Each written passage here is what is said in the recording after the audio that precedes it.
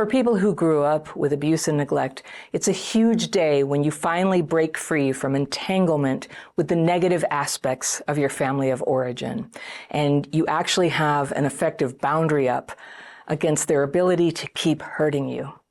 You're safe, and the only way that they can get into your life again is when you choose to connect with them. That's the ideal.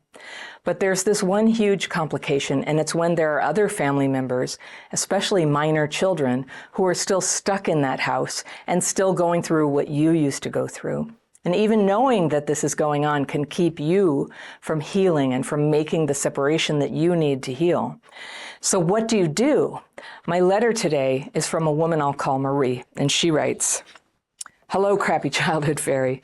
First of all, I wanted to thank you. I'm 18 years old and have been living away from my family for a couple of years now. I found an opportunity to go to a boarding school and took it.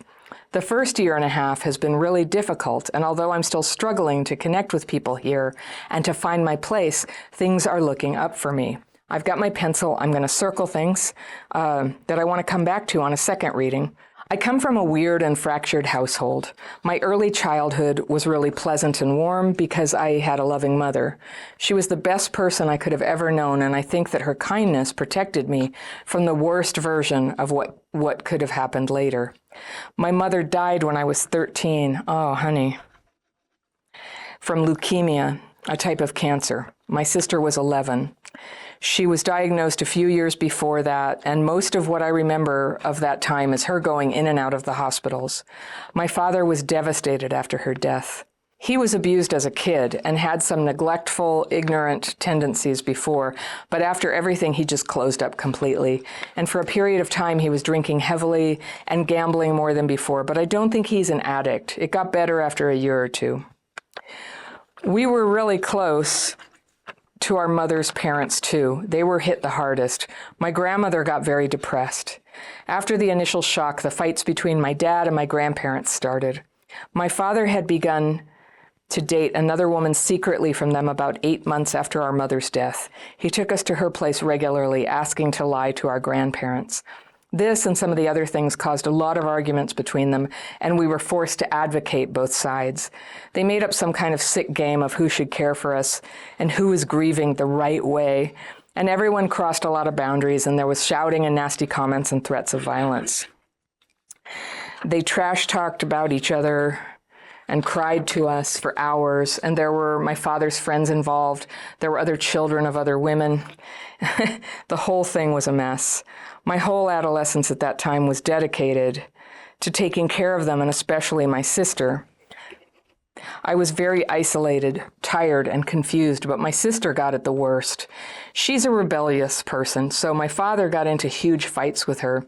She still lived at home, and after I left, their fights became even worse. He hasn't been physically abusive often, but he has hit her a few times. And other times it hasn't happened because I stood between them and physically stopped it. My grandparents are more safe, but they can be very intrusive. They talk about my father and his new wife with hatred in their voices, and even though I love them and I am thankful for their care, I have to watch my every expression and word next to them because the tiniest comment or an expression can hurt them. Oh boy. Now I'm finally starting to feel like a person. I was lucky enough to start going to therapy secretly, and it really helps me a lot. I'm finishing school next year, and I want to get away from everything as far as possible, but I don't know if I can do that. I already know that I cannot fully protect my sister. I tried and had always ended up making things worse, but she is the most important person in my life. I could come back home and stay with her until she finishes school, but I hate the person I become there, and I fear that I'll never get out of it if I come back now. My father married his second girlfriend, and now they have a toddler.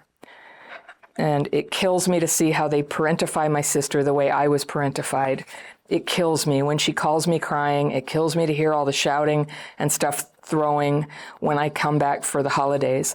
I feel like the worst person on earth for leaving her like that. And not just her. I know that everyone in my family is suffering a lot, and it was always my responsibility to help them. All of them are capable of kindness, and all of them raised me with care. There are still periods of calm, normal times, but worse ones are really hurtful. My grandparents are getting old and are chronically sick. My sister experiences abuse, and my father is clearly depressed and has a 1-year-old at whom he sometimes shouts too. So my question is, should I go back and take care of them, at least of the children? My therapist says that I should not, but how can I live with myself then? I want them to be happy, but I'm not really ready to sacrifice my life. I don't know what to do, and I would really appreciate any advice. Thank you so much. Marie. Okay, Marie, gosh, first of all, I am so sorry about the loss of your mom and then about how everything has degenerated since then, and that you're in this position that you feel like you should maybe throw away your own, path to go back and save the kids. So I am so relieved to hear you have a therapist. A therapist is somebody who is well aware of laws and when it's time to bring in outside intervention on a family situation. And I know how hard this is. This has happened in my extended family too, where people have lost custody of kids. And some of us maybe thought that it should have happened sooner, but the thing is, when kids go into, a foster care system, it may or may not be better than the home situation. Like separating kids from their parents for kids is terrifying. For a 16-year-old, I don't know, that's really different. Your sister is still in school, and at 18, I would just say, I can't see a scenario where you could properly care for her or get the right to do that away from the parents. What you can do is stay in her life. What you can do is work completely on yourself, to really work on your own healing. Like sometimes when somebody else is really counting on us, it lights that fire. Like my healing really accelerated when I had kids. Now, by some logic, you would say, don't have kids unless you're perfectly healed, but it seldom works out that way because we're never perfectly healed. And having kids really was a boost to my consideration of if this is not good for them, it's not good for me.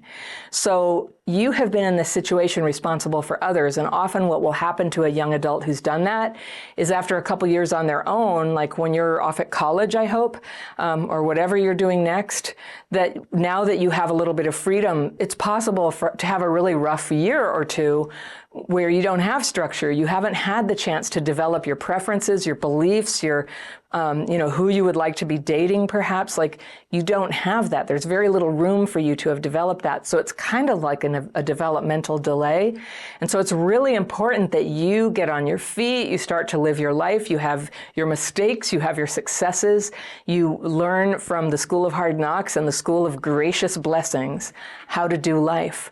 And perhaps in 2 or 3 years, when your sister's a little older, she may be able to get out of the house. It's kind of rare these days that people get out of the house at exactly 18. You sound very capable, but it's possible your sister's going to need a hand up. And so it doesn't sound very good, but I would completely be honest with the therapist and put it in the therapist's hands about whether outside intervention is necessary and trust what she says. This is her profession. I know that if you asked 100 therapists, you would get some variation, but you like her, it helps you, she knows your story, and she's giving you the best possible advice. And I agree with her. Focus on your life. And then be ready to give a hand up to your sister because she's going to need a big sister for many years to come. Right now, you're not in a position to get her out of the house. Or if you go back in, like you said, you don't like who you become. So if 2 people get destroyed, that's not helpful. If one person is going through what you've gone through in the past, but you're out there getting strong, now you 2 together, you are that much better because of the strength that you've built. So, it's now a cliche, but on the airplane, they say, put on your oxygen mask before you put it on the child. You need your oxygen mask. Actually, I bet your therapist has used that metaphor with you too. It's a perfect metaphor, you want to put the kids first, but if you can't breathe, you're no use to them. So that's what I encourage you to do. Meanwhile, If you want to work on your life right now, like it's coming, you're getting out of school and it's coming. And this is a great time to start to envision what would healing look like for you? What do you really want? So I have this thought exercise. It's called 1 year to heal. And it's sort of a joke because nobody heals in a year. It's a lifelong process. But if you had just 1 year of some, magic question were posed to you, if you had 1 year to heal, what would you do? Like, you probably have a lot of knowledge about what you need. There's a lot, we're always like, we're beholden to the future. We don't know yet. But there's a lot of stuff we know and we're not really like working with yet. So it's an exercise where you can ask yourself the right questions to write down the things that you know you could be working on, and then you get to pick some that should be priorities for you. So that worksheet is free. I've got it downloadable right here. Try it out. Just click right there, and I will see you very soon.